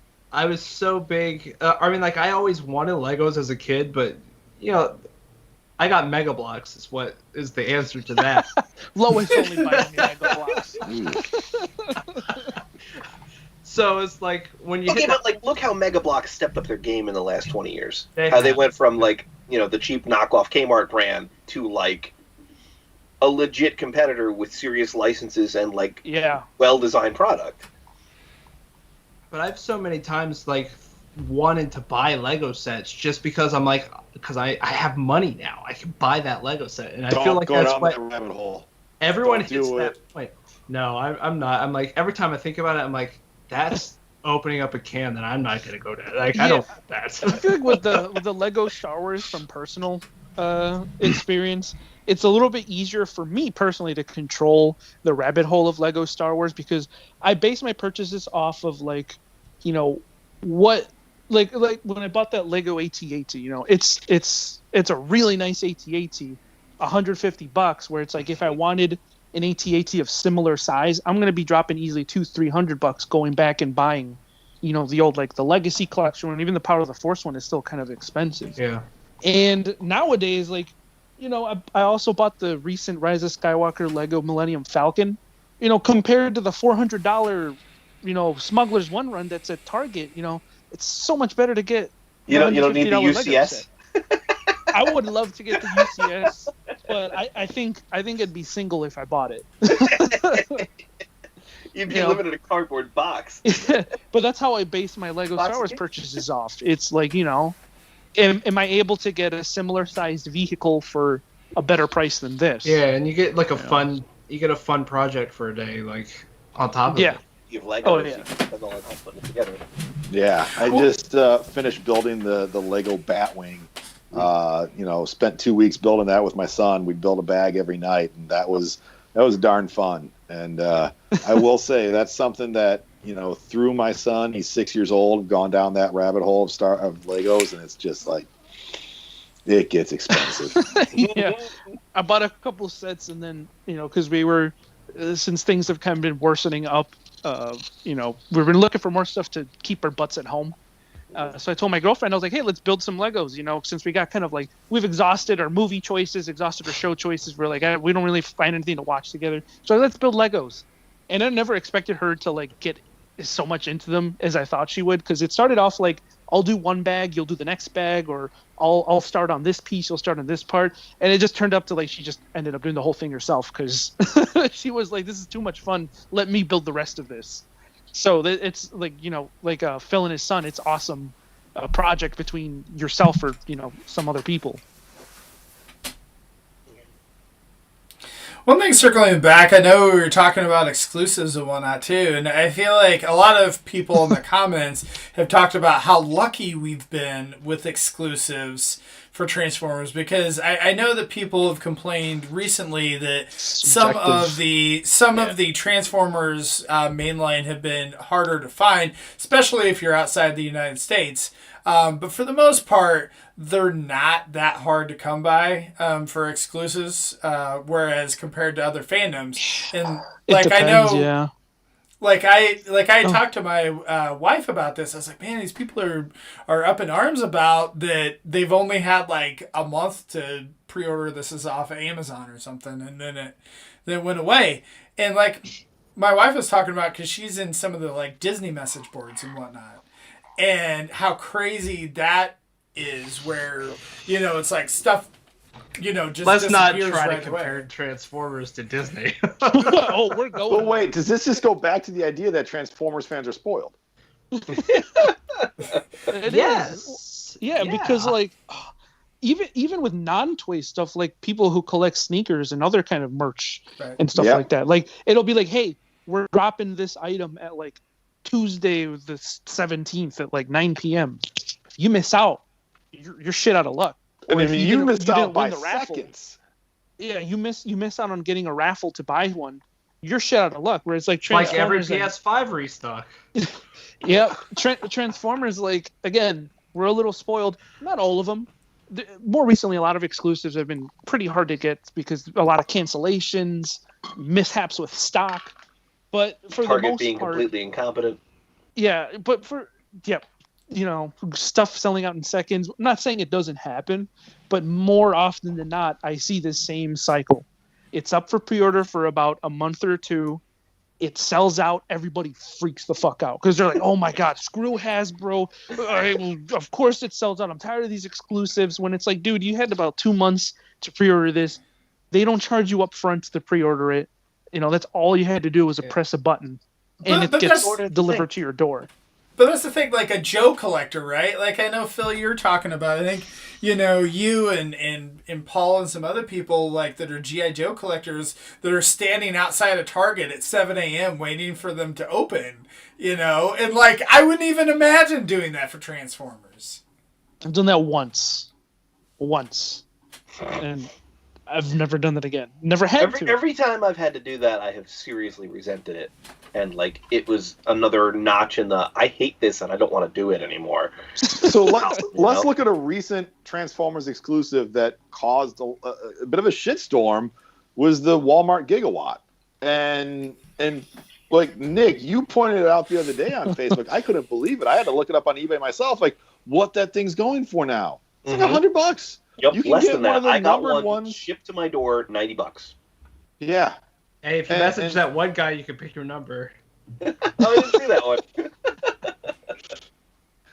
But that caused a momentary shitstorm in the fandom. I was part of that shitstorm. I was freaking out because I remember. Oh my god! Yeah, you should have seen this dude. This dude was ready to storm storm Hasbro headquarters. No, I was ready to be done with the hobby and walk away forever. He was looking for blood. But even that, like, I'm not talking the mainline release. I'm talking about that 1,985 toys, like $90, and it can be yours. So I think that fell more. That fell more on Walmart's, and the Walmart is garbage. Dude, there are guys who had like 10 of them for sale on eBay. So like that was all on Walmart fucking it up and not making it limit one. If that had been limit one, it wouldn't have been like that. Although, I got to laugh. Even then, they said they were going to go up at like 3 p.m. and they didn't. Yeah.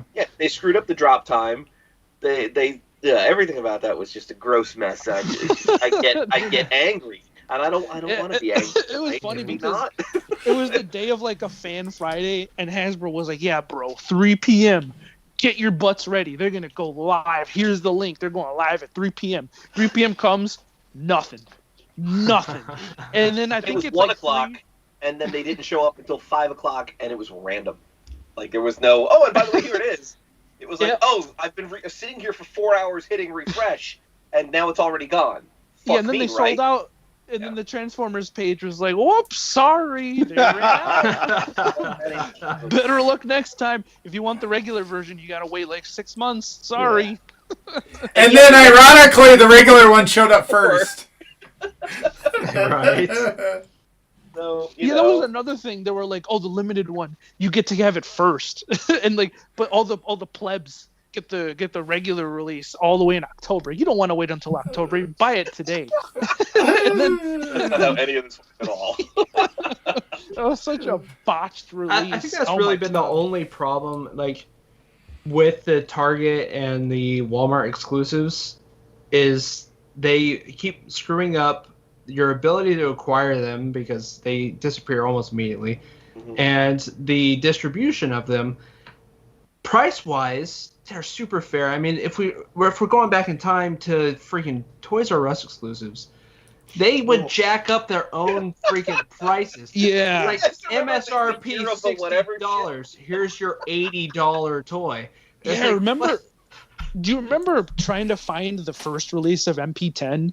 It was like $90, and then out of nowhere they jacked it up to like 120. Do you remember Masterpiece Prowl? Masterpiece Prowl was more expensive in a domestic retail store than importing it from Japan. And he didn't even have as much stuff. Right. That was whatever happened to that store, Toys R Us? I hope they fucking disappeared. Right? So in that regard, like, at least if you had the ability to get it, you probably got it for a really nice price. They just need to stop screwing up the distribution stuff. Like the recent reissue of Breakdown of Shogokan, $30 for those two figures. The Pulse that's a steal. The Pulse stuff is on point. Like the Pulse exclusives have been on point. Like even if you don't get on the front, they've been rerunning them so much. Yeah, they just re-released Bug Bite. Dude, it's like but friggin' the Quintesson Pit of Judgment just had another order window go up. Yeah, that's great. That's awesome. Yeah. I mean, that's where I hope they keep doing that and giving fans the opportunity to get this kind of stuff. So, yeah, and like they if do that only a lot I with could get Transformers. the Wave 1 of the Walmart Headmasters because. Oh boy, it's been showing up here. I haven't seen them, but I know if you see a set, let me know. Yeah, I'll let you know if I see it. I haven't seen it personally, but I know other people have posted. This is always the worst time of the year to collect because it's like stores aren't stocking stuff up. Yeah, they're waiting for the resets and all that stuff. Yeah, it's the slow season for retail. The resets are coming soon, but it's it's just for those looking for Kingdom and SS86 stuff, just wait it out. Don't pay the $100 for a Beast Wars, the leader Megatron. I'm sorry, what? They're charging how much? Yeah, people are charging like $100. If you join the the TF Talk Discord, when those things go up on any website, they are posted in there immediately. That's how I got all my stuff. I got some of them cheaper than retail. Like, just join our Discord. Don't pay. We'll also get you a PS5 because we've done that because of the TF Talk. The TF Talk Discord is the reason my cousin got a PS5. So thank you to whoever sent the link. Oh wow, there you go. Remember, 3 people now that we got Anna a PS5. We got this guy Control Mage in our group PS5, and we got his cousin a PS5. Come join TF Talk Discord. We'll get you a PS5. I always hated this time of year as a kid because, like, especially once I got to be like 10 or 12. It's like Christmas went from getting toys to getting stacks of cash. And then you'd go to the store to try and find toys. You're like, where are they? Nope. I got cash. Why don't you have toys? This is a simple exchange that I want to, take care of with you, and you won't. And I don't like it. It's even more aggravating when you go on the groups and it's like, hey, guys, I just found the whole wave. And then you go to your 5 different targets in your there was area. not groups when I was 12, Serge. There was not outline groups. Well, I'm talking about now. It was me begging my mom to take me to Toys R Us or Target. I'm talking about now. Yeah. Nowadays, I go to 5 different targets and they're all just as barren as the last. Yeah, that's where like the other day you said. That's where I feel bad, should I actually go out and try to find that Grimlock or, just wait for the reset? Or just wait for the pre-orders to come in, because... Right, that too. I pre-ordered all of it on Pulse. I'm just waiting for it to show up at my door. I'm not going anywhere. Fuck that. Yeah, with any Wave 1 stuff, that's how it always is. It's hard to find at first, and then a couple months later, we're all bitching about how that's the only thing that's on the shelf. It's the final waves that you got to worry about. Yeah. Oh, yeah. Yeah, I was excited the other day. I did find the new Hot Wheels Land Shark when I was looking around. Land Shark. So, I will say, Jay in the chat was saying the Buzzworthy Bumblebee is taking up all the shelf space. Like, man, they have a lot. They have a lot of those. Like that $15 pack with the Daniel. That the thing's a exosuit joke. or whatever. Oh my god! See what happened was none of those toys sold, and then they went to the outlet stores, and none of that stuff sold. So it went back to Hasbro, And then they needed to repackage it. You saying I they wanna packed the meet- same garbage and sold it to us again, and I bought it hook, line, and sinker? No. There's dudes like you, Nick, that'll buy everything. What I want to do is I want to meet the Hasbro rep that went to Target and like convinced Target to make this an exclusive line that they needed. Oh yeah. Like Hey, remember- that dude You can don't understand. sell ice I to guarantee you Eskimos. this was a Target request. I bet Target was like, hey, there's no movie product because there's no movie right now, but movie stuff does well for us. We'd like to have more movie. You got anything Bumblebee flavored? That's popular. And I We had this guarantee that's how that great 5-step transformer Bumblebee from Dark of the Moon. Or no, it was Age of Extinction. Oh my god, that thing is the bane of my. That's all I see when I go to Target now. Like as soon as you know what? as I'm I mean, walking I to the have the aisle, Target- I see it through the corner of my eye, and I know it's immediately to turn back around because there's I nothing had there. to order it all online. I ordered all that stuff online at this point.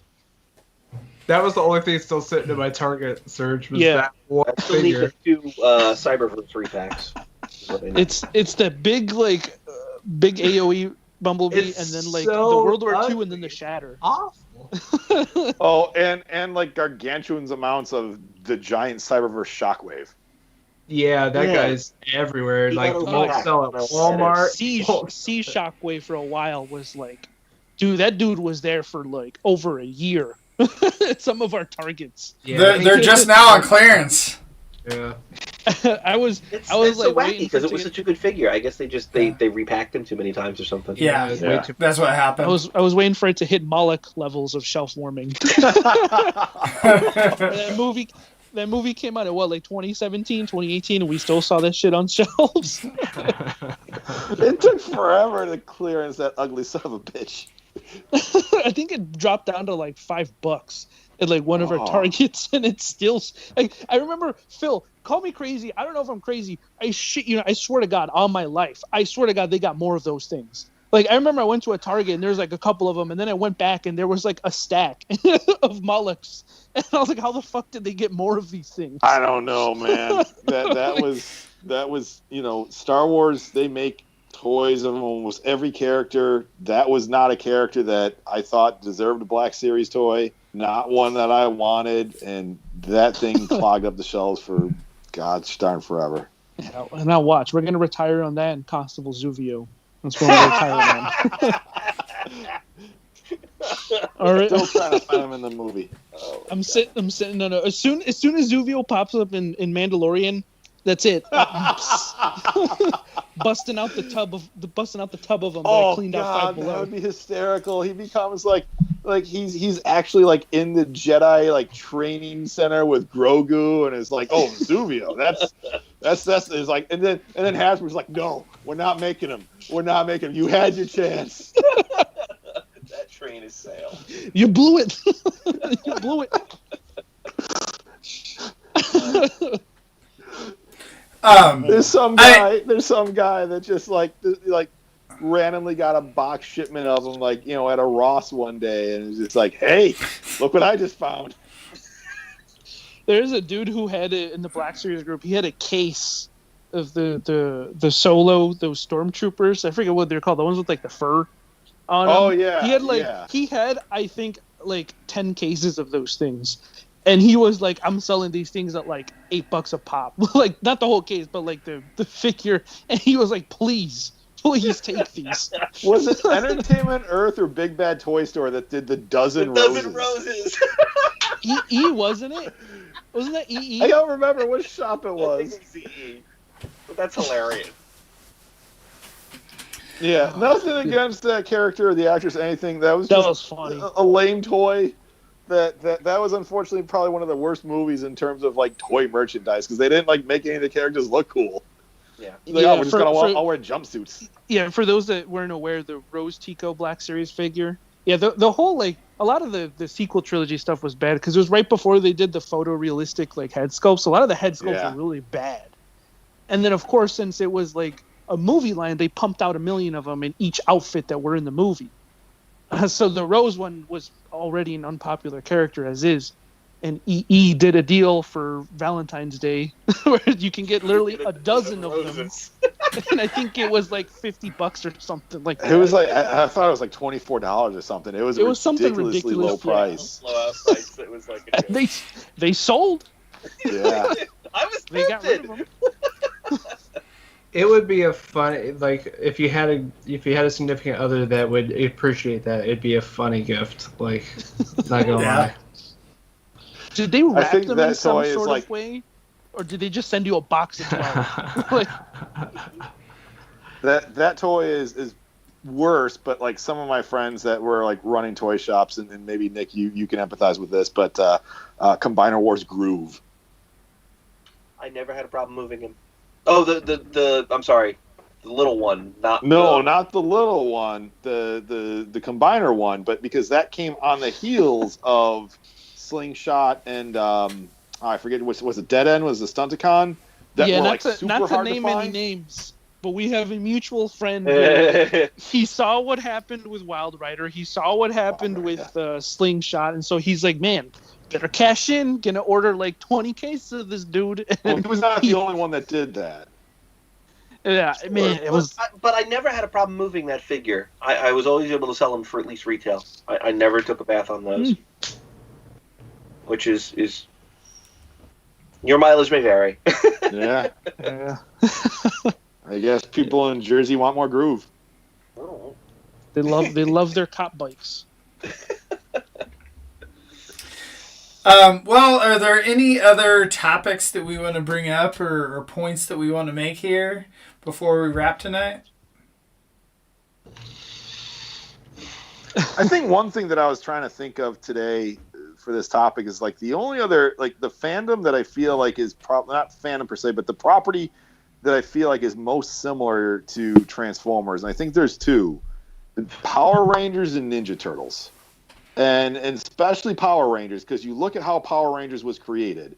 It was a Japanese thing that someone slapped some other stuff on it to make an American brand, and it took off. And like Transformers, you have the thing with Power Rangers where it keeps on changing. It keeps on a new variation of essentially a green dude, a red dude, a yellow girl, a pink girl, and a black guy. That every couple of years they have a new variation of that, and that's essentially what Transformers is now. Is like every couple of years we get a new Optimus Prime, Megatron, Bumblebee, Starscream, and it was a Japanese thing that someone smashed together to make an American thing and send it out there. Both have gotten movies that the older fandom looks at and is like, what was this? Ninja Turtles kind of similar too, a little bit different origins, but again, like you basically have the core concept that they just keep repackaging and putting out there to the fandom. And Ninja Turtles, now is going through what Transformers has done for the last 10 years with the Masterpiece with, the NECA line and the Super 7 line, and same with Power Rangers with the Lightning. It's like, here is what you had as a kid in a nicer version, more accurate to what it was. So, speaking of Super 7 and Power Rangers, everybody should pay attention to whatever announcement's coming this week. Hint. Oh, yeah. For Power Rangers or for other Super 7? For Power Rangers. Oh, Super 7 has a Power okay. Rangers announcement coming this week. Oh, Stay wow. tuned. I'm looking forward to that Silverhawks announcement. No, not being sarcastic, I legitimately am. Movie toys. Yeah. Well, didn't they just announce Thundercats? They announced the Thunder Tank today. The Thunder Tank. Thunder Tank, okay. It's Yeah. huge. That's exciting. There's a toy shop near me that just announced on their Facebook page that they have the Snake Mountain in stock. It's like, Jesus, did you have to get another storage unit for that? But that was something I thought about earlier, was like, what other properties have similarities to Transformers? And I don't know if it necessarily translates to a similarity in the fandom, but at least in terms of how the property is sort of managed, and that you have, these different iterations of sort of the same storyline over and over again. I kind of wish I was in the every now and then wish I was in the Power Rangers fandom just so I could know, because I feel like it has a weirder divide than Transformers does, because you have Sentai and then you have Power Rangers, where we don't really have that in Transformers, right? Right. So it'd be interesting to see, but yeah. Unless you're a Zone fan. Unless you're Peter. Yeah, right. Yeah, we have a much minor version of that. Yeah, but at the same time, like, because definitely in the United States, it picked up. It was my generation really, where Power Rangers picked up. I was super into it as a kid. I just happened to latch on to Transformers more with Beast Wars at the time. But like, I also feel like, but when I go to the store and I see Power Ranger stuff, it's just now seems like it's starting to get out of that stage where it's like toys for 7-year-olds, and it's starting to say, oh, we recognize there's an adult collector's audience. And I guess that some of that kind of happened because Hasbro got the license and they started doing stuff with it. I think Bandai was doing a bit with their final years of the license, but Hasbro picked it up even more. I don't know how it works in Japan. Bandai Japan was doing more for the adult collector for a lot longer than Bandai US. There's SH Monster Art, or SH Figure Arts, not Monster Arts. And even the Shogokan Megazords. Yeah. Those things are... I have so many times almost bought a Dragon Zord, and so many times almost bought... Like, I can't tell you. I didn't buy the Megazord because I couldn't get the Voltron. And then I got the Voltron, and now the Megazord's gone, and I wanted to square off. Aren't they re-releasing it soon? I could have swore that I saw... Don't tell me that. Releasing it. I could have seen wrong, but I swear to God, they re-release those things all the time, so probably. Right? Yeah. They're going to get me sooner or later. Like Galgaigar's, I think, getting re-released again. Like, they re-release those things all the time. Nick, it'll be right when they Hasbro drops a bunch of pre-orders or whatnot of products. The next Transformers HasLab will go up. Right. I think what I wanted to close on was, I don't think anything we said today was directly to make fun or belittle anybody. We've been in this fandom long enough to we've all been guilty of this. We speak on accord and we speak on personal experience. We've all have said that everything is ruined. We've all said that this is too much. We've all complained about quality and everything. We talk about these points because we've all done it at one point. Did you guys see those Cheetor renders? The Cheetor concept stuff? That wasn't real. Ruined. Stuff has ruined Beast Wars. I thought that it wasn't real. I think it was really old concept art or something like that. Like, if Transformers can survive Armada Sideswipe, we can survive a lot. Ruined forever. I'm about selling the whole collection. What's one thing that sets our fandom apart from all the other fandoms? The TF Wiki. Yes! No resource like that for any other I can't believe I forgot to mention that. Oh my God, me and Christian talk about that all the time. That wiki is a godsend. No other fandom has such a complete encyclopedia as the wiki. I mean, it has everything. Every single toy released, every single variant that was out there, packaging variant, paint variant, everything is on there. Even Star Wars, insane. Star Wars is arguably a much bigger property and fandom than we are. And even they don't have an archive where I can look up on a single website every single figure that came out in a certain line with release date, pictures of it, packaging variants. You got to bounce back and forth between Rebel Scum and Imperial Gunnery and what the hell is the other one that I use? There's another. I use one for Black Series too, and I forget the name. Yeah. There's another Black Series. If you want to know stuff about the characters and all that. Yeah. The Transformers wiki I think his tank for G.I. Joe is pretty good. Yeah. Yo, Joe is great. It's a shame that it may go away. Why is that? They got bought, and the new owners apparently aren't interested in keeping the archive up. They want it to be a message board. So at some point, the most valuable resource in Joe fandom may disappear. So that'll suck. So I'll start backing up their web pages. Yeah, right. In the Wayback Machine. Right. Yeah, it's thank you for bringing that up. I can't believe I brought. If Christian listens to this episode, I know he's gonna freak when you brought that up, and I forgot to bring it up because it's insane. Yeah. I mean, anything you need to know about Transformers or a toy, they got it. And the best part is that it doesn't take itself too seriously. Like, they know what they're about. Yeah. They know what this is. I mean, they have a Ruined Forever page.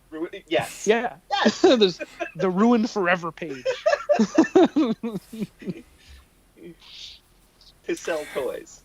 Pages like that. Where even the the dumber parts of our fandom get archived. Yeah. You know? Or if you want to find out which Hasbro employee got super drunk at BotCon 07, they got it on there. They got it on there if you want to read it.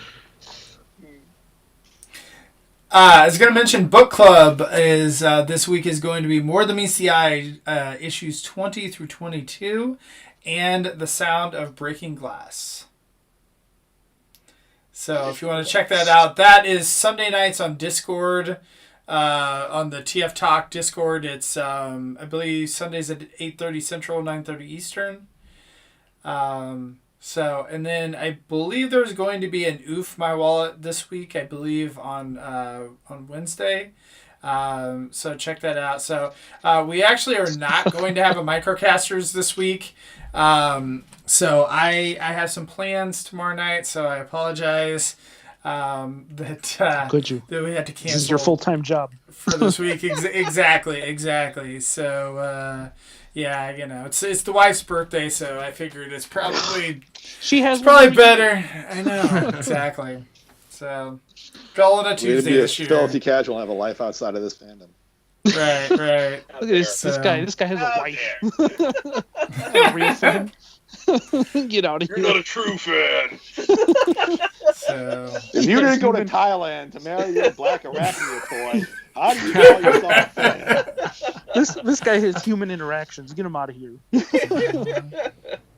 I apologize for that. So sorry. You should feel sorry.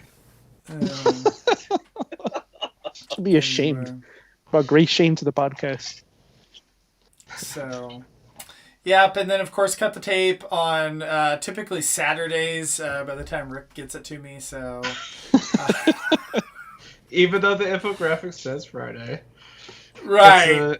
It's a very fluid date. Friday-ish. So it's the weekend. Time is very fluid. Yeah. Friday is when he uploads it to Lucas. Right, exactly. So, you know, so anyways, but yeah, thank you guys for joining me tonight. It was a lot of fun. Thanks for the topic, Serge. Thank you to everyone in the chat, Catherine, Zaldron, Jay, Bloodstormy. That's me. Oh, okay, well there you go. Bloodstorm. Oh, I didn't. The Hot Wheels guy can go away. I apologize. Josh, Alex, Ron. Well, we had a lot of interaction today. So yeah, thank you. We got guys. up to 20 people watching. That's pretty. See, they came here. The people came for the hot takes. That's right, exactly. All right, now we're just gonna all do hot takes going forward. That's all it's gonna be.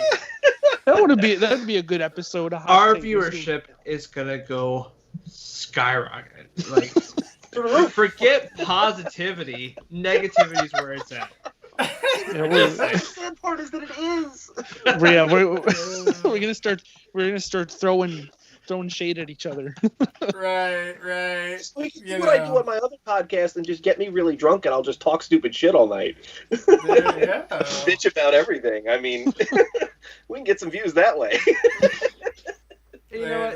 But yeah, before we set off, like this fandom's amazing.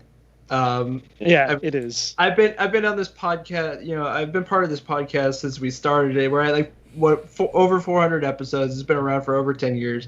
And like this fandom is amazing. Like there's a reason why this has lasted so long and we're still here, and interacting with everyone. You know, everyone has their gripes, but you know that we're still around and we still get to talk stupid toys and have so much fun together. It's you know, it's amazing. Absolutely. Here.